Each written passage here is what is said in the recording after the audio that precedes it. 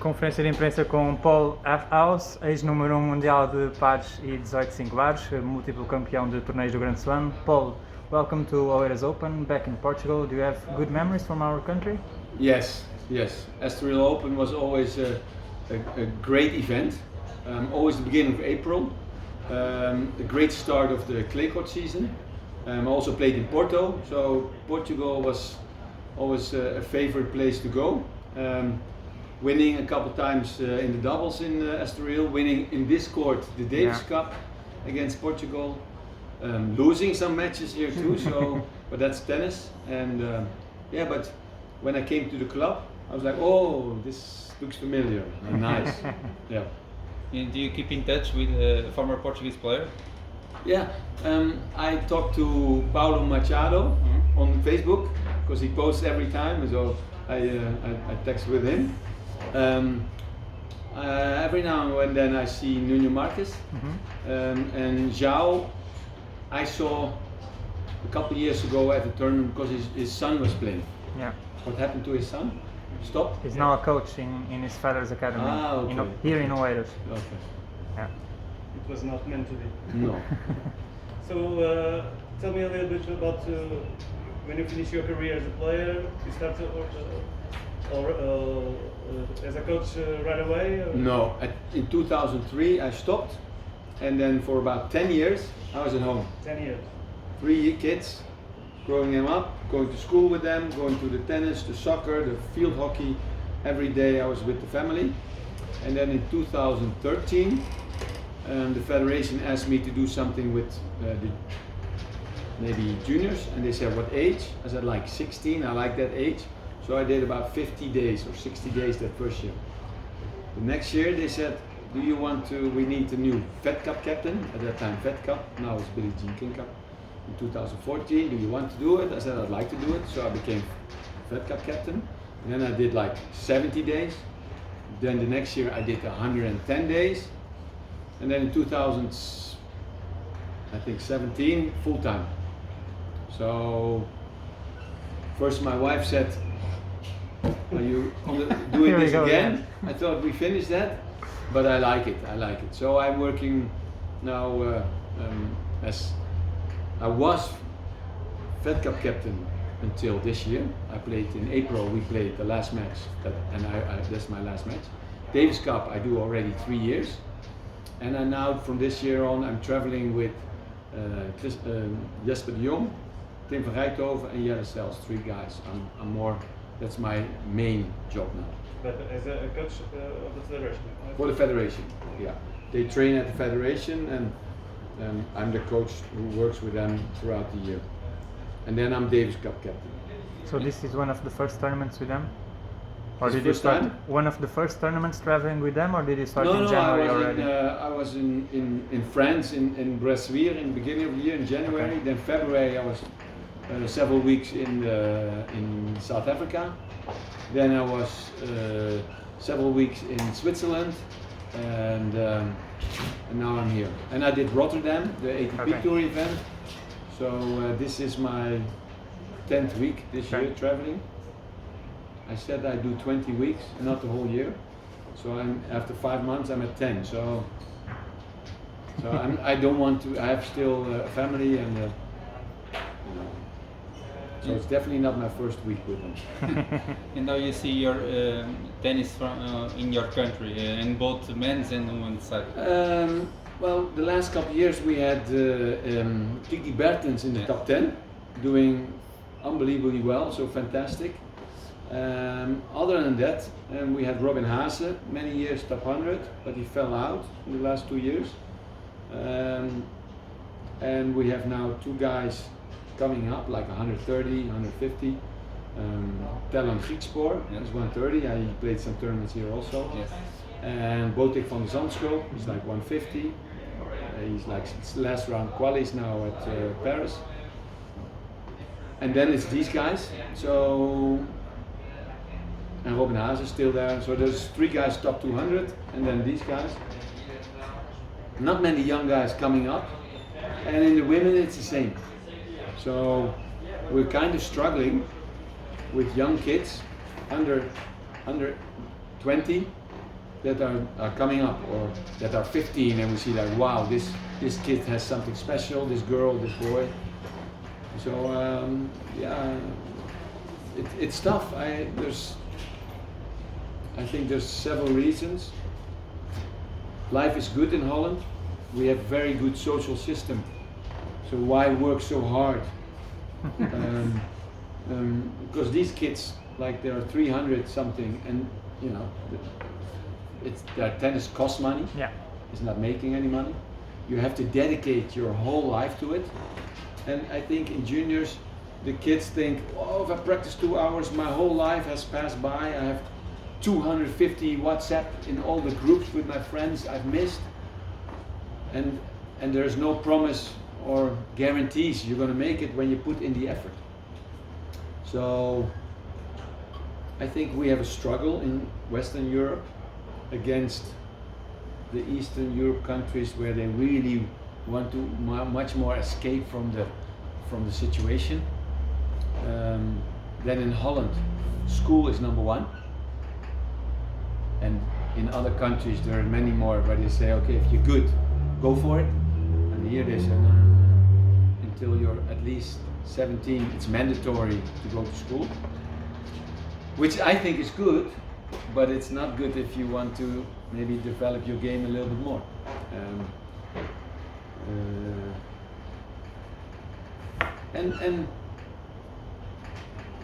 And soccer, field hockey, tennis, there's many sports for kids to play, and I think to play in a team for a kid is more, for some reason, more fun. You know, to do it with your friends. And here it's you have to show up, you have to practice, you have to do it, you have to give your effort.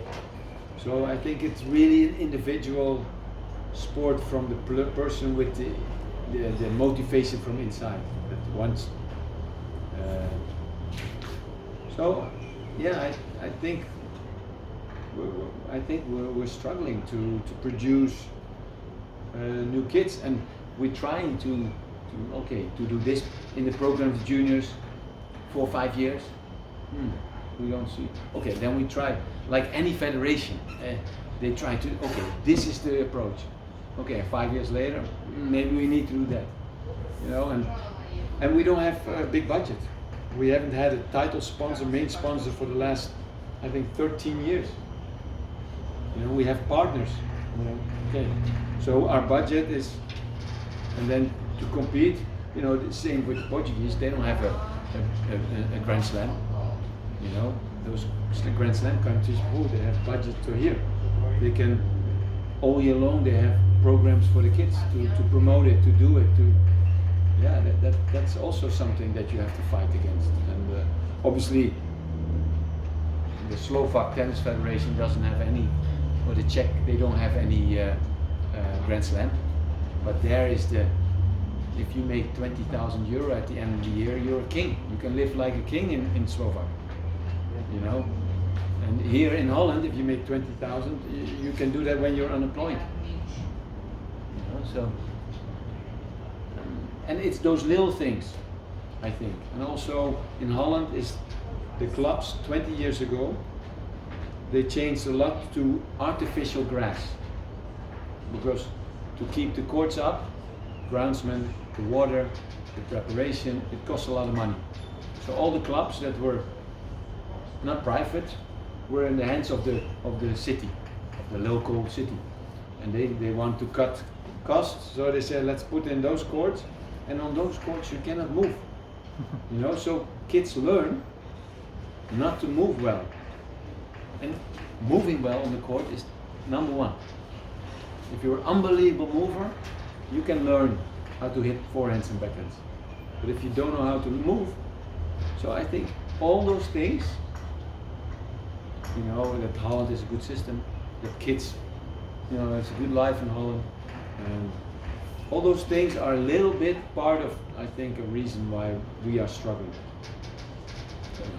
But having the long answer.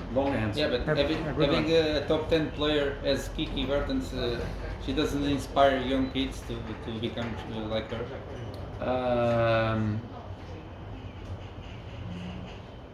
yes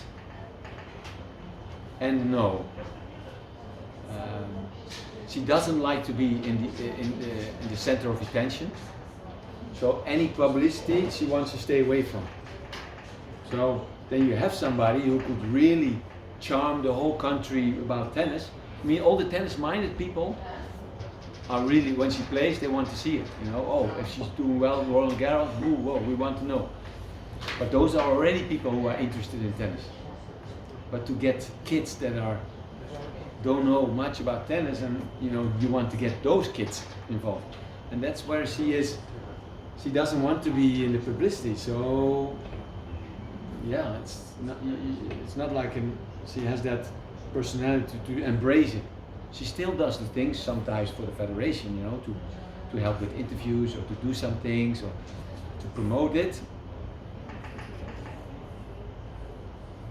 But it doesn't come natural, so she rather doesn't do it than, you know. And when you're top 10 or top 5 like she was, then the tennis world wants something from you. So she's busy anyway. And all that stuff is to her is like, takes so much energy, you know. So, yes, it has been great because the press, the tennis press is really following and putting something in the paper every day about her when she's playing. But it's only about her. And yeah, so it was good so far, but she has been struggling with her Achilles the last year. Well, actually, last 5 years.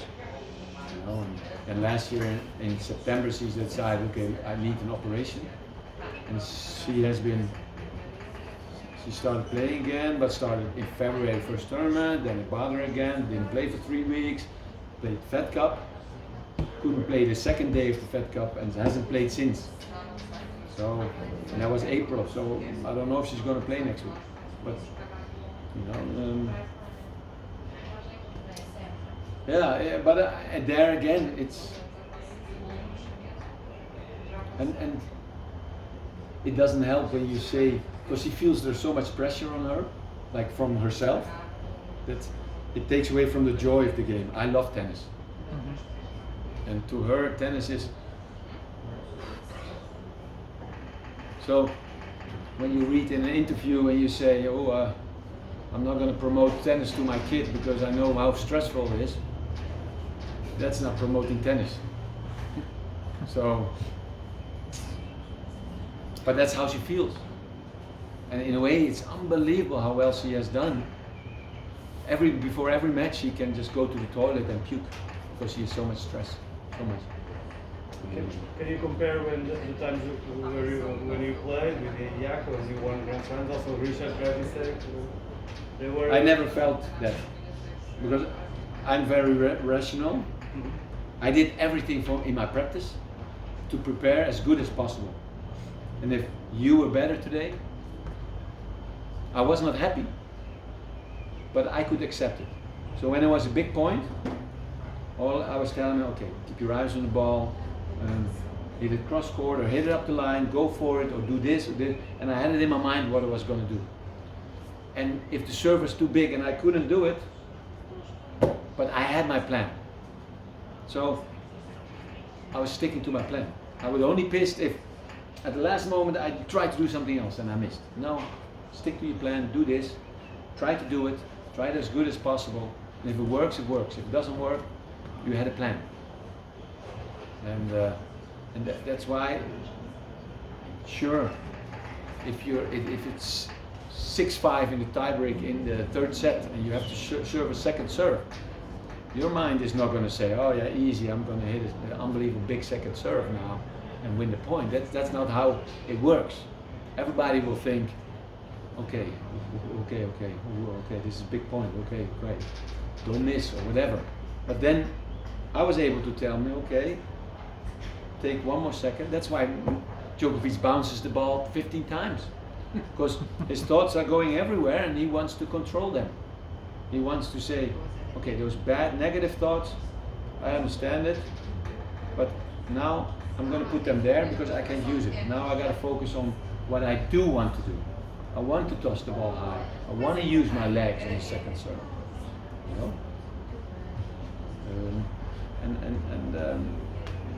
Yeah, those things came natural to me. So, and then in 2013, when I started working for the federation, they said, okay, you work for the federation, so you have to take the trainer courses. We have 3. A, first one is more for club tennis, B is for more national level, and C for international level. And I did them all 3. And I was like, oh my God, how much many pages can you write about a forehand? and oh Jesus, 30 more pages about a backhand. It all came natural to me. You know, and I wasn't the best talent. I was the hardest worker on the tour. And obviously I had talent, but because of my hard work, I succeeded. You know, not because I was a natural. You know, I worked my butt off to move well on the court, and that helped my game. And I was focused. But yeah, then I did the course, and I was like, oh my God, I had to think about everything. Oh Jesus. So, but it was interesting. That was a question I had for you. How is And I passed those tests. how are you as a coach? How you see it? You teach or you? I'm much more a coach than a trainer. That's right. Okay, but I talk about as right an now in this ex-player? doubles. As Now an in this ex-player? doubles. Now in this doubles. I'm much more tactics. Yeah. I'm talking much more tactics. More like a next player than a technical coach. Yeah. I'm much more a tactics than a technical coach. You know, like his elbow is here or his elbow is there, so he cannot release.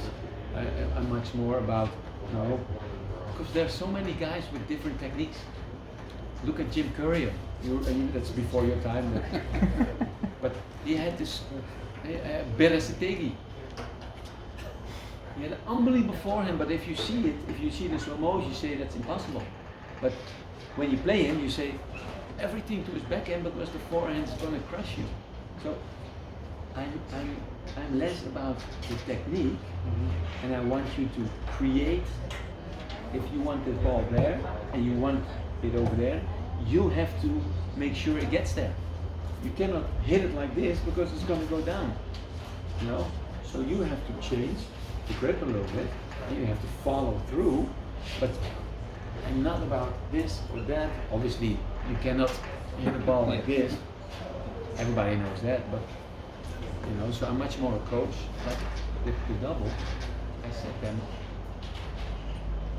You're not allowed to coach, but I set them during the break for the tie break. I said every second serve, and even every first serve return, you go up the line because big points, important points, the guys going to help.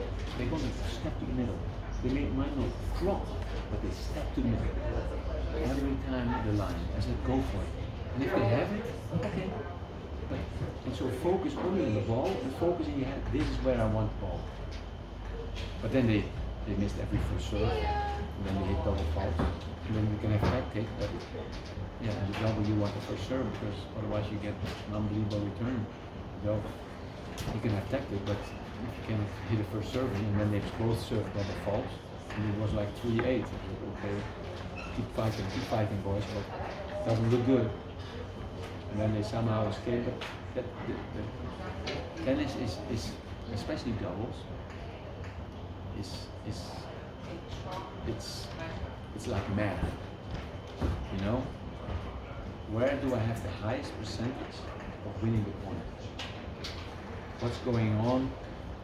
Reading the opponent. When we played doubles, we were the only team where I set on every serve, our serve, where we were serving. When I served, I told Jacco, this is what I'm doing. When he was serving, I said, first serve you're serving there, this is what I do. Second serve you do this. And only sometimes when he said, no, I want to serve there, fine. You feel comfortable on this point to go up the middle instead of body or wide, fine, go for it. But on the All other teams, the one who's serving, decided, okay, this is what I want to do. And with us, I was the one, because I was reading the minds and, okay, this is what we're going to do. This guy is doing that, and then, so the first 3 shots, I was already anticipating. So you were a coach at the time when you were Yeah, I was coaching myself. I was like a chess player. You know, you make a move because you already know what happens if you make that move, what it will do. So and then he will do that, and this is so. And after that, you never know, because the serve return, well, it's too late. Then you don't know what happens anymore. But the first 2-3 shots, I could, and I wasn't the fastest guy, but because I anticipated well and I saw what was happening, you know, if he hits it here, he cannot go up the cross anymore. So, you know, wait up the line, and if he even gets it across, hold on, good job. But you're never gonna say he's passed me up the line, because you need to be there. And it's these little things, you know. It raises your percentage of winning, your chances. But don't you think it was easier for you at that time, because almost you know every doubles player, because they they play also singles, so they are more known from each other. Now we see a lot of doubles players that only play doubles, and they come in. Yeah, at this level, yes. But at the high level, it's the same guys who playing every week. Look at the draw in Monte Carlo, look at the draw in Rome, look at the draw in Paris, it's the same guys. You should know your opponent. If it's your job, you should know.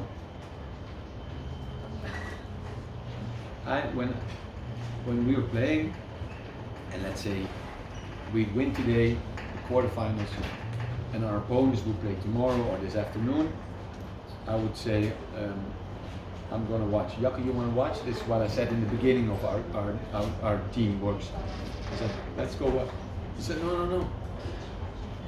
Oh, it's only 5 o'clock, man. Maybe I can still walk around town, or maybe go to the zoo for 2 hours, and also, let's see, 7:30 we'll meet in the lobby to go to dinner. I said, that's fine. And then I would go and watch.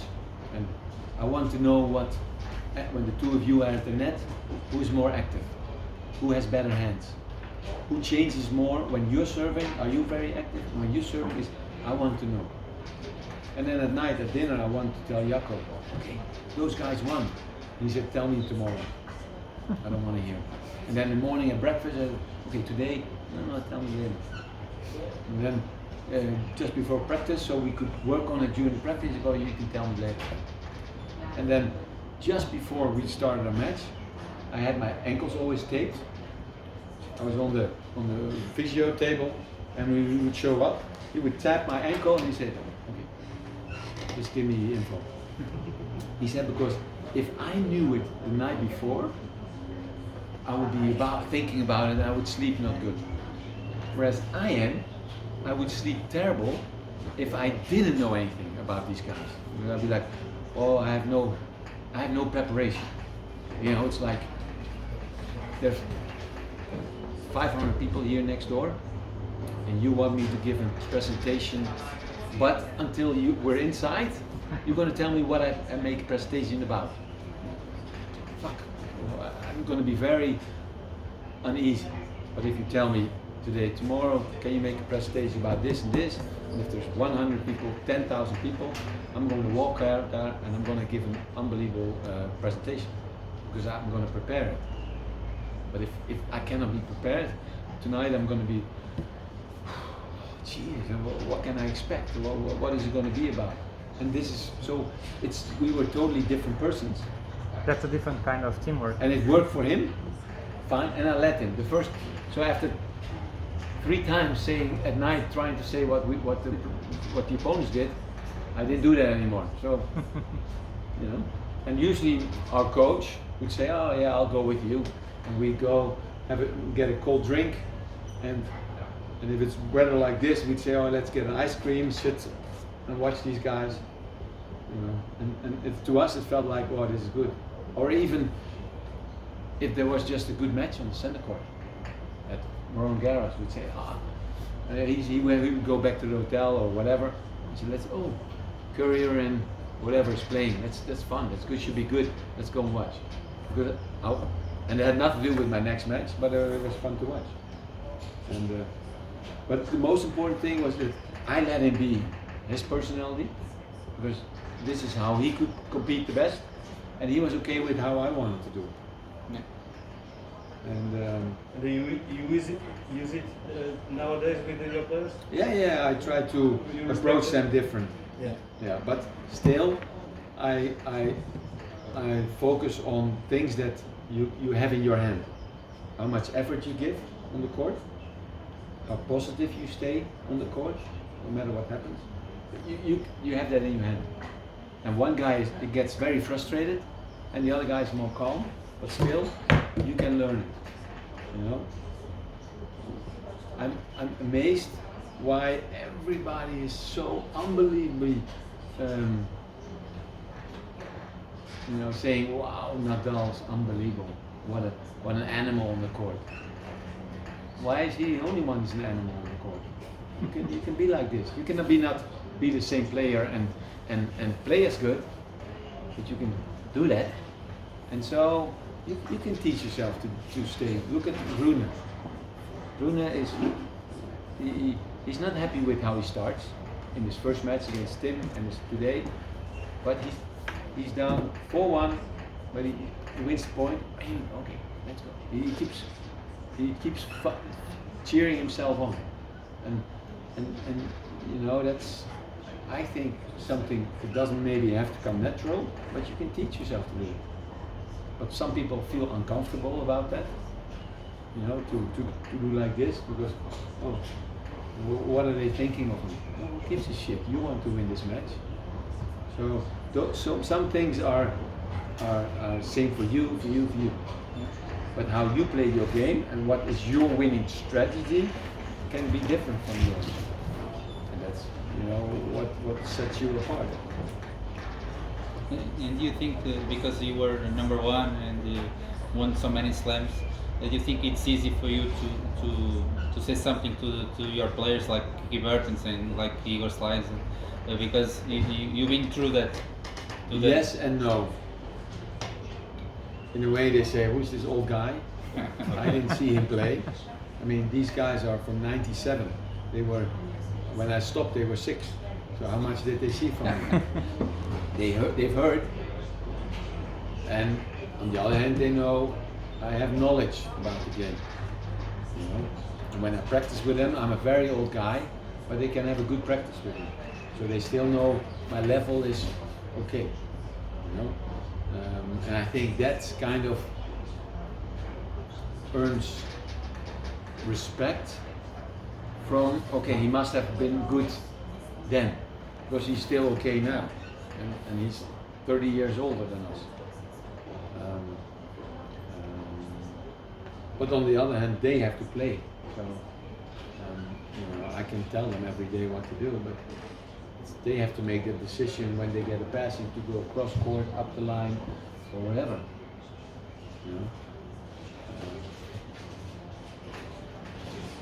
Yeah, but it's interesting. It's an interesting game. It's a tough game. Tennis is, I think, the most difficult individual sport in the world. Because the competition is brutal. There's no other sports where there are so many countries where kids play tennis or another sport, individual sport. Golf is an individual sport, but how many countries play where kids play it? Yeah. Because you cannot say, yeah, we have 700,000 people playing golf in Portugal. Yeah, but if they're all 30 plus, that's not the group that's going to be a good golfer on the Pro Tour for Portugal. It's the kids. So if the kids are not playing, you can have 1 million people playing golf, but that's not going to make you a great golf country. So the competition is how many worldwide countries there are where juniors are playing tennis, because that's or any other sports. That's your pond for professional sports. And And tennis is there's no other sport like that. You know, I tell these kids, you know, if you want to really make money, you should start going ice skating now. In Holland that's very big, but I don't know anybody whose kids are doing ice skating. But we have by far the most people who ice skate per inhabitants in Holland than in any other capital or any other country. So that's why we're good at it. Not because so many people in Holland do it, but because nobody else does it. Is there an ice skater speed skater in Portugal? No. So if I become a Portuguese passport, I might be very quick to the top 5 in Portugal, even with my age. And soccer is obviously the biggest sport, but it's a team sport. So tennis is difficult, you know, and if you're number 100 in the world, if you compare it to soccer, to football, you are a very important player for one of the top 10 teams in the world. But if you look at number 100, people always say, yeah, but he's only 100. But if you are a starter every week for Real or Liverpool or Bayern Munich or Juventus or Benfica or Ajax, or you can name so many teams. If you are a starter every week, you are an important person, and you might not even be number 200 in the world. Yeah. So it's always the outside world is also looking at, yeah, only if you're 100, okay. You know, I remember sitting in the plane and you know, in the plane I was like, oh, it's a long flight, I'm going to sleep. But then, if you sit next to an American, he would always start talking. Oh, what do you do? Where are you from? Whatever. And I usually didn't, but you know, after 10 questions, you cannot say nothing anymore. So, I play tennis. Oh, okay, professional tennis. Yeah, professional tennis. Oh, but the real professional league. Yeah. So, but the really in the top. Yeah. And then the first question for American was always, have you ever played Agassi? And that was the only player I never played. I said no. And then basically, the conversation was done. Then he would go, oh, okay, this guy is not in that league. You know, he's doing some B or C professional league. And in a way it was good because then the conversation stopped. But it's more that the outside world thinks if you're not this or that, then that's not so good. You know, Portugal has two guys around 105, 110, and João Sousa and Pedro Sousa. Yeah. And then the number 1 is? Number 1 now is Pedro Sousa. Yeah, he's like 105 or 10. 110? Yeah, so, I mean, in Holland we wish we would have 2 players who are ranked 105 or 110. But for the outside world, it's like 105. It's a number that's, if you see only Nadal and Djokovic and Federer and Tsitsipas, the top 10 is oh yeah, I know this guy.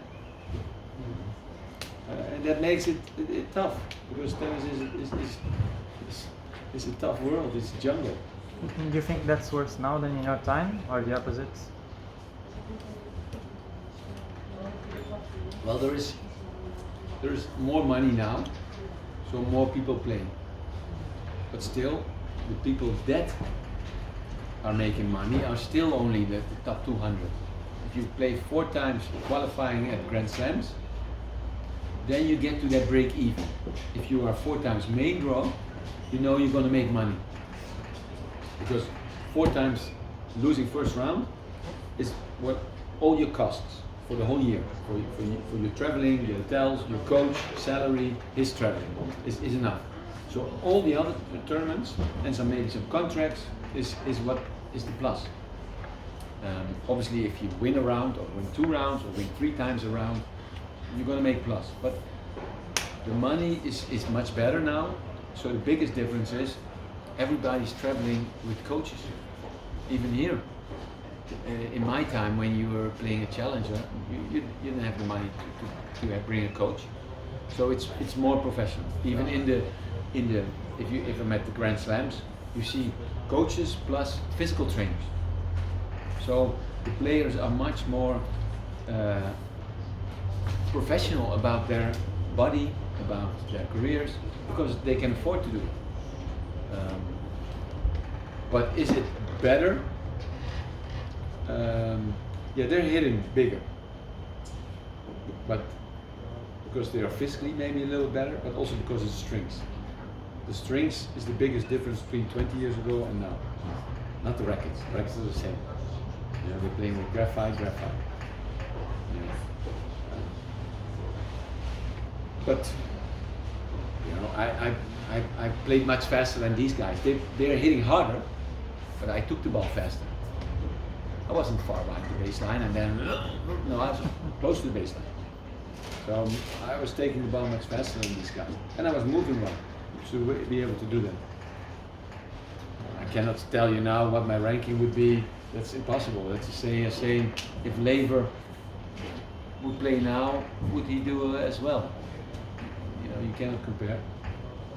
So don't you think the doubles game changed a little bit because of the power? And maybe the serves at 200 kilometers an hour now. We had 200 kilometers serves, guys. Sampras was serving just as big as Federer. Federer is not hitting 200 every time. He's been number one for many years. So it's no, I think what happens now, I think there's less singles players playing doubles, so I think the level of doubles is not as good. There's less guys playing serve volley, so their volleys are not as good from the top 100 singles. So I think that's you know, if you play many more serve volleys, your volley is getting better. If there are more singles guys playing in the doubles in Roland Garros, you're gonna have you know, it's gonna be tougher to do well in the doubles. And what do you think about the system of the points, the golden points, the match tiebreaker decide a match? What did that change? Yeah, the last 2 years I played, they started with Champions tiebreak, or they started with the deciding point. Yeah, deciding point. Which for me was very good, because I had really good returns. So I could say, my partner had a big serve, but less returns. So I could always say, yeah, I take it. And I think we would have been even more successful if that happened. And you would think that the Champions tiebreak brings the teams closer, but it has shown that it doesn't. And I think it would be an advantage for me, because I would make almost every return. But yeah, I mean, they are serving bigger, but their volleys are not as good. And when we were playing guys from the baseline that we knew they wouldn't come to the net after the serve, we already knew before that we weren't going to lose to those guys, because the doubles is not one from the baseline. But you have to have good hands to be able to withstand those big shots. But some people say that two good singles players, they always make a good double team. Whoever says that has no knowledge of the game. If he says two good singles players can make a good doubles, okay, I agree with that, they can. But automatically, no. Because if the word says it already, two singles guys, it's a double. You have to play doubles. If they don't switch, if they don't communicate, if they don't help each other, you know, you can be two.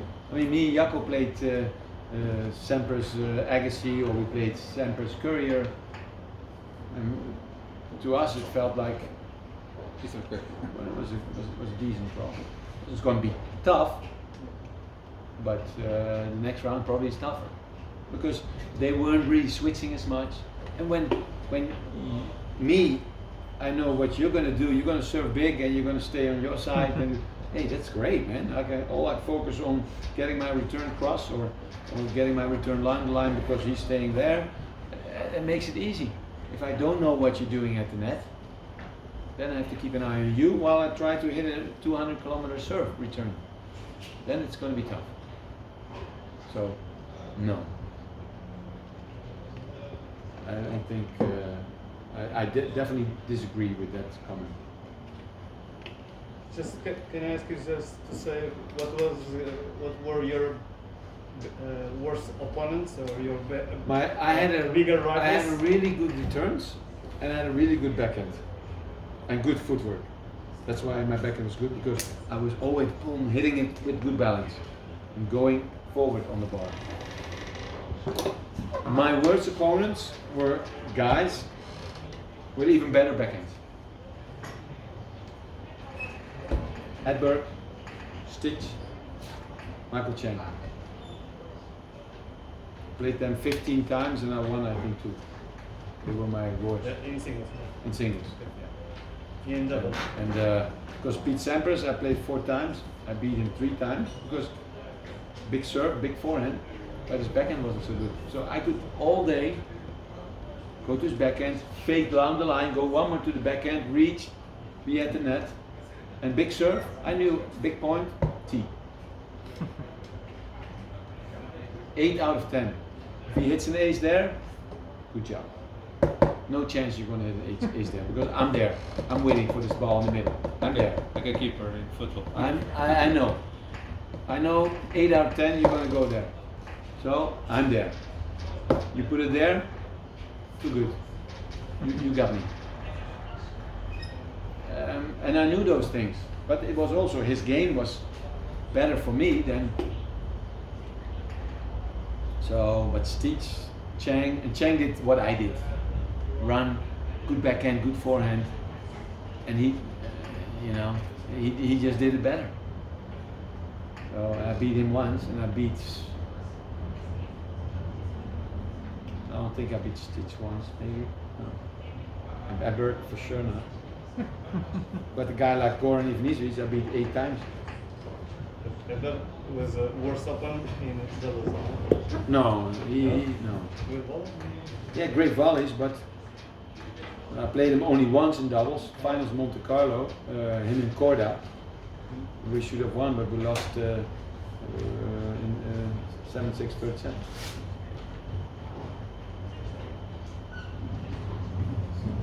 No. I had nobody who I really thought like, wow, this guy's unbeatable in doubles. I lost matches in doubles. Yeah, that can happen, but not to one guy all the time. In doubles, no, never. Okay. Thank you very much. Thank you very much. All get good. Very good.